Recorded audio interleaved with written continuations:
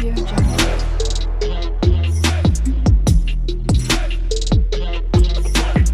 Audio Jungle. Hello friends, welcome back to my YouTube channel. मैं आज पढ़ाने वाली हूँ आप लोग की कक्षा 10 की जॉर्ज पंचम की नाक, जो कि हिंदी की कृतिका भाग 2 से है। तो पहले हम लोग जानते हैं लेखक के बारे। इनके लेखक का नाम कमलेश्वर है। तो कमलेश्वर का जन्म 6 जनवरी 1932 में उत्तर प्रदेश के मैनपुरी ज़िला में हुआ था और मृत्यु 27 जनवरी 2007 जो कि फरीदाबाद में हुआ। इनकी पत्नी का नाम गायत्री कमलेश्वर था। कमलेश्वर जी ने इलाहाबाद विश्वविद्यालय से हिंदी साहित्य में एमए किया था। इनकी बहुत सारी विधा है: कहानी, उपन्यास, पत्रकारिता, स्तंभ लेखन, फिल्म, पटकथा। इन्होंने एक साहित्यिक आंदोलन भी किया था जिसका नाम था नई कहानी। और सबसे ज़्यादा प्रचलित है उल्लेखनीय कार्य। उनके क्या है? तो इन्होंने उल्लेखनीय कार्य किए थे कितने पाकिस्तान 2004 में। अब हम लोग पढ़ेंगे जॉर्ज पंचम की नाक। इस पाठ को पूरा समझेंगे। जॉर्ज पंचम की नाक। यह बात उस समय की है जब इंग्लैंड की रानी एलिजाबेथ द्वितीय मई अपने पति के हिंदुस्तान पधारने वाली थी। अखबारों में उनकी चर्चा हो रही थी। रोज़ लंदन के अखबारों से खबरें आ रही थी कि शाही दौर के लिए कैसी कैसी तैयारियां हो रही है। रानी एलिजाबेथ का दर्जी परेशान था कि हिंदुस्तान, पाकिस्तान और नेपाल के दौर पर रानी कब क्या पहनेगी। उनका सेक्रेटरी और शायद जासूस भी उनके पहले ही इस महाद्वीप का तूफानी दौर करने वाला था। आखिर कोई मजाक तो नहीं था। जमाना चूंकि नया था, फौज फाटे के साथ निकलने के दिन बीत चुके थे, इसलिए फोटोग्राफी की फौज तैयार हो रही थी। इंग्लैंड के अखबारों की कतरनें हिंदुस्तानी अखबारों में दूसरे दिन चिपकी नज़र आने लगी कि रानी ने एक ऐसा हल्के रंग का सूट बनवाया है जिसका रेशमी कपड़ा हिंदुस्तान से मंगवाया गया है, कि करीब 400 पाउंड खर्चा उस सूट पे आया है। रानी एलिजाबेथ की जन्मपत्री में छपी, प्रिंस फिलिप के कारनामे छपे और तो और उनके नौकरों, बावर्चियों, खानसामों, अंगरक्षकों की पूरी जीवनियाँ देखने में आई। शाही महल में रहने और पलने वाले कुत्तों तक का तस्वीर अखबारों में छप गए। बड़ी धूम थी, बड़ा शोर शराबा था। शंख इंग्लैंड में बज रहा था, गूंज हिंदुस्तान में रही थी। इन खबरों से हिंदुस्तान में सनसनी फैल रही थी। राजधानी में तहलका मचा हुआ था। जो रानी 5,000 रुपये के रेशम सूट पहनकर पालम के हवाई अड्डे पे उतरेगी, उसके लिए कुछ तो होना ही चाहिए। कुछ क्या, बहुत कुछ होना चाहिए। जिसके बावर्ची पहले महायुद्ध में जान हथेली पर लेके लड़ चुके हैं, उनकी शान शौकत के क्या कहने। और वही रानी दिल्ली आ रही है। नई दिल्ली ने अपनी तरफ देखा और बेसख्या मुंह से निकल गया, वाह, आए हमारे घर खुदा की रहमत। कभी हम उनको, कभी अपने घर को देखते हैं। और देखते देखते नई दिल्ली का कायापलट होने लगा। और करिश्मा तो यह था कि किसी ने किसी से नहीं कहा, किसी ने किसी को नहीं देखा, पर सड़कें जवान हो गई, बुढ़ापे की धूल साफ हो गई, इमारतों ने नाज़नीनों की तरह श्रृंगार किया। लेकिन एक बड़ी मुश्किल पेश थी, वह थी जॉर्ज पंचम की नाक। नई दिल्ली में सब कुछ था, सब कुछ होता जा रहा था, सब कुछ हो जाने की उम्मीद थी, पर जॉर्ज पंचम की नाक बड़ी मुसीबत थी। नई दिल्ली में सब था, सिर्फ नाक ही नहीं थी। इस नाक की भी एक लंबी दास्तां है। इस नाक के कारण बड़े तहलके मचे थे। किसी वक्त आंदोलन हुए थे, राजनीतिक पार्टियों ने प्रस्ताव पास किए थे, चंदा जमा किया था, कुछ नेताओं ने भाषण भी दिए थे, गर्मा गर्मी बहसें भी हुई थी, अखबारों के पन्ने रंग गए थे। बहस इस बात पर थी कि जॉर्ज पंचम की नाक रहने दी जाए या हटा दी जाए। और जैसा कि हर राजनीतिक आंदोलन में होता है, कुछ पक्ष में थे, कुछ विपक्ष में, और ज़्यादातर लोग खामोश थे। खामोश रहने वालों की ताकत दोनों तरफ थी। यह आंदोलन चल रहा था। जॉर्ज पंचम की नाक के लिए हथियारबंद पहरेदार तैनात कर दिए थे। क्या मजाल कि कोई उनकी नाक तक पहुंच जाए। हिंदुस्तान में जगह जगह ऐसी नाकें खड़ी थी और जिन तक लोगों के हाथ पहुंच गए, उन्हें शानो शौकत के साथ उतारकर अजायब घरों में पहुंचा दिया गया। कहीं कहीं तो शाही लाटों की नाकों के लिए गुरिल्ला युद्ध भी हुआ था। उसी जमाने में यह हादसा हुआ। इंडिया गेट के सामने वाले जॉर्ज पंचम की लाट की नाक एकाएक गायब हो गई। हथियारबंद पहरेदार अपनी जगह तैनात रहे, गश्त लगती रही और लाट की नाक चली गई। रानी आए और नाक न हो। एकाएक परेशानी बढ़ी, बड़ी सरगर्मी शुरू हुई। देश के खैर ख्वाबों की एक मीटिंग बुलाई गई और मसला पेश किया गया कि क्या किया जाए। वहाँ सभी सहमत थे कि अगर यह नाक नहीं है तो हमारी भी नाक नहीं रह जाएगी। उच्च स्तर पर मशवरे हुए, दिमाग खरोचे गए और तय किया गया कि हर हालात में इस नाक का होना बहुत ज़रूरी है। यह तय होते ही मूर्तिकारों को हुक्म दिया गया कि वह फौरन दिल्ली में हाजिर हो। मूर्तिकार यूँ तो कलाकार था, पर जरा पैसे से लाचार था। आते ही उसने हुक्मों के चेहरे देखे। अजीब परेशानी थी। उन चेहरों पर कुछ लटके, कुछ उदास, कुछ बदहवास थे।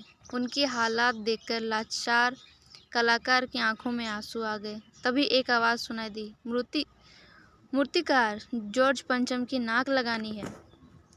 मूर्तिकार ने सुना और जवाब दिया, नाक लग जाएगी, पर मुझे यह मालूम होना चाहिए कि लाट कब और कहाँ बनी थी।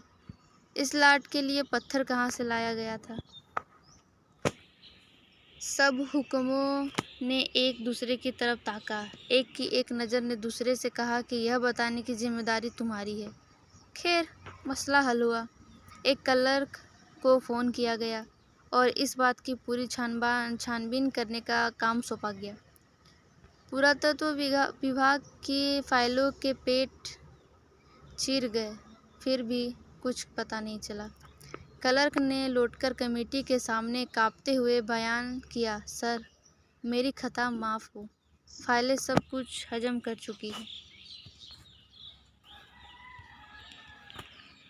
हुक्मों के चेहरे पर उदासी के बादल छा गए। एक खास कमेटी बनाई गई और उसके जिम्मे यह काम दे दिया गया। जैसे भी हो, यह काम होना है और इस नाक का दारोमदार आप पर हो। आखिर मूर्तिकार को फिर बुलाया गया। उसने मसला हल कर दिया। वो बोला, पत्थर की किस्म का ठीक पता नहीं चला तो परेशान मत होइए, मैं हिंदुस्तान के हर पहाड़ पर जाऊंगा और ऐसा ही पत्थर खोज कर लाऊंगा। कमेटी के सदस्यों की जान में जान आई। सभापति ने चलते चलते गर्व से कहा, ऐसी क्या चीज़ है जो हिंदुस्तान में मिलती नहीं। हर चीज़ इस देश के गर्भ में छिपी है।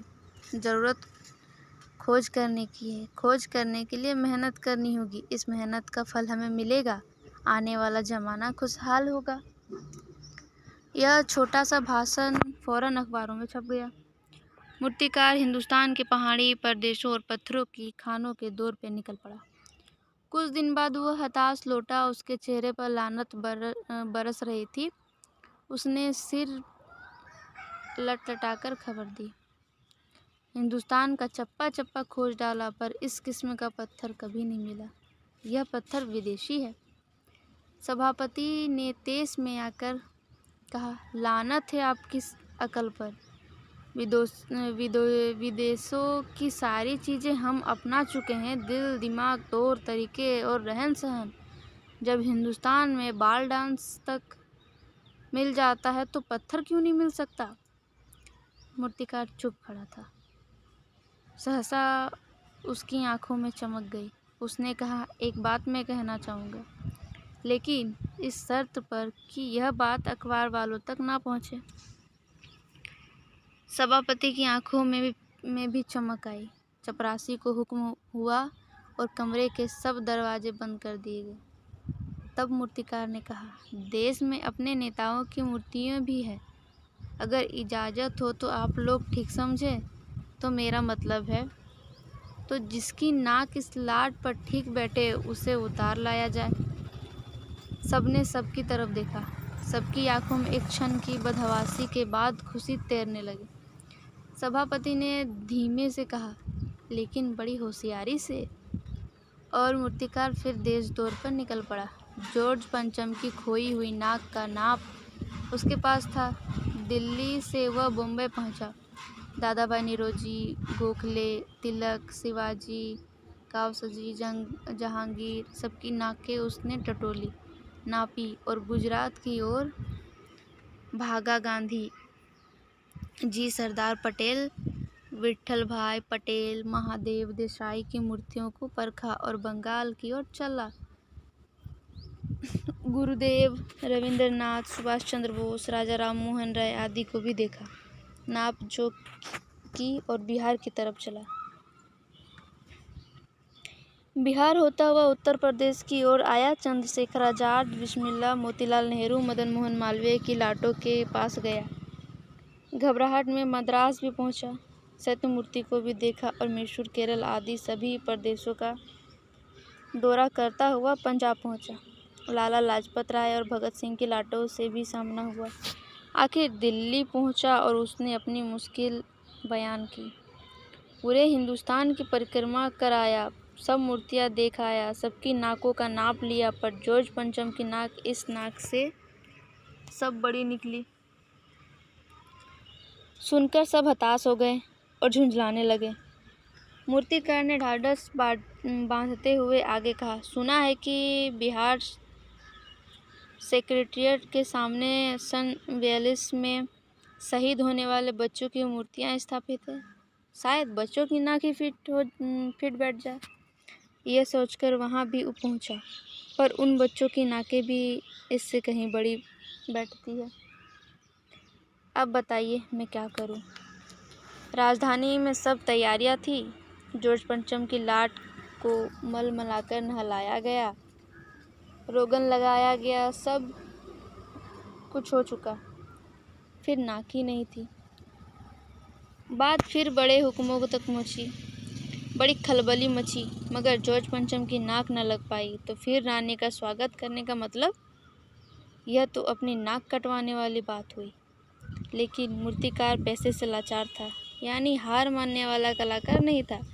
एक हसीन अंगेज ख्याल उसके दिमाग में कौंधा और उसने पहली शर्त दोहराई। जिस कमरे में कमेटी बैठी हुई थी उसके दरवाजे फिर बंद हुए और मूर्तिकार ने अपनी नई योजना पेश की। चूँकि नाक लगाना एकदम ज़रूरी है, इसलिए मेरी राय है कि 40 करोड़ में से कोई एक जिंदा नाक काटकर लगा दी जाए। बात के साथ ही सन्नाटा छा गया। कुछ मिनटों की खामोशी के बाद सभापति ने सबकी तरफ देखा। सबको परेशान देखकर मूर्तिकार का अचकाचा और धीरे से बोला, अगर आप लोग क्यों घबराते हैं? यह काम मेरे ऊपर छोड़ दीजिए। नाक चुनना मेरा काम है, आपकी सिर्फ इज्जत चाहिए।